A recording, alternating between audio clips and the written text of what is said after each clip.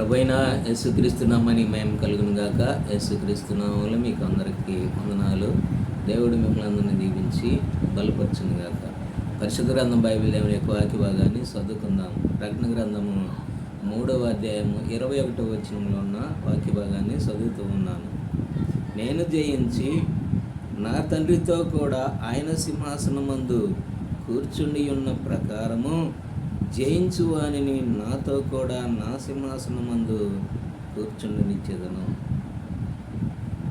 ప్రభువైన యేసుక్రీస్తు నామమున మహిమ కలుగును గాక.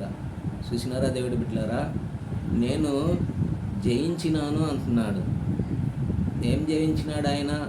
లోకాన్ని జయించినాడు, పాపాన్ని జయించినాడు, శత్రువుల్ని జయించినాడు. సమస్తాన్ని ఆయన జయించి మన కొరకై ఆయన త్యాగం చేసి ఆయన సిలువలో యాగమై యజ్ఞమై బలియాగమైనాడు. అందుకనే ఈ లోకంలోకి వచ్చినప్పుడు ఆయన కూడా శరీరంలో ఉన్నాడు కాబట్టి ఆయన శోధించబడ్డాడు, ఆయన పరీక్షించబడ్డాడు, ఆయన అనేకమైన శ్రమలను ఎదుర్కొన్నాడు, అనేకమైన శత్రువు యొక్క విధానాలని ఆయన ఎదుర్కొన్నాడు. అన్నిటినీ, లోకంలో ఉన్న వాటిని అన్నిటిని కూడా ఆయన జయించినాడు. జయించి ఆయన తన తండ్రి సింహాసనం మీద కూర్చున్నాడు. అలాగనే ఇంకో మాట అంటున్నాడు, ఈ లోకాన్ని జయించేవాడిని నా తండ్రి సింహాసనం నాకు ఇచ్చినాడు కాబట్టి నా సింహాసనం మీద అతన్ని కూర్చొని పెట్టానని అన్నాడు. సహోదరుడా, సహోదరి, ఈ లోకాన్ని నువ్వు జయిస్తున్నావా?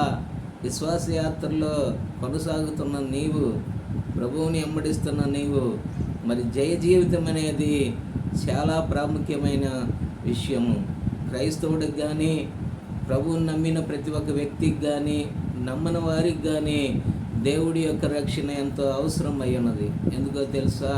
ప్రభువైన యేసుక్రీస్తు వారి యొక్క రాకడ అతి త్వరలో రాబోతూ ఉన్నది. కాబట్టి ఈ లోకాన్ని మనం జయిస్తే ఆయన సింహాసనం మీద మనల్ని కూడా కూర్చుండి పెడతానని వాగ్దానం చేసినాడు.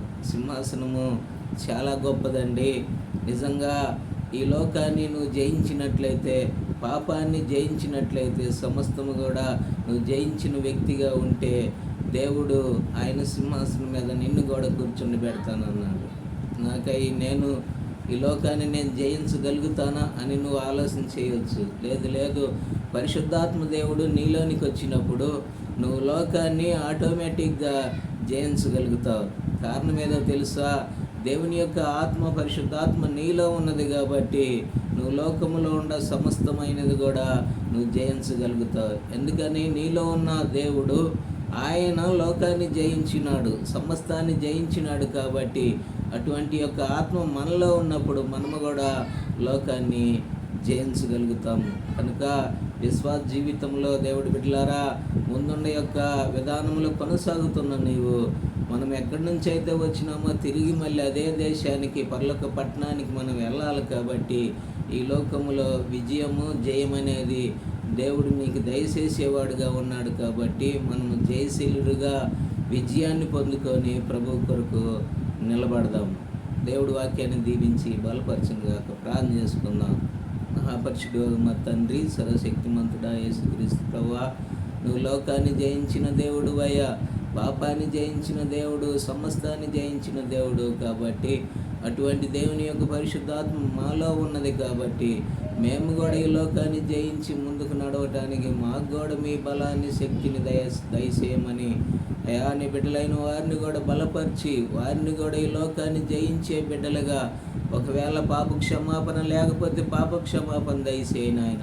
వారికి మారు మనసు లేకపోతే మారు మనసు దయచేయి ప్రభువా. పరిశుద్ధాత్మనే వరము అయా నిజమైన క్రైస్తవ బాప్తిసం తీసుకున్నప్పుడు అవుతుంది. కాబట్టి అటువంటి నిజమైన బాప్తిసాన్ని గురించి కూడా బిడ్డలకు తెలియపరిచి మీరే వారిని, వారి కుటుంబాలను ఆశీర్వదించమని మా ప్రభువైన యేసుక్రీస్తు నామములో ప్రార్థించి అడిగి వేడుకొనుచున్నాం మా తండ్రి. ఆమేన్.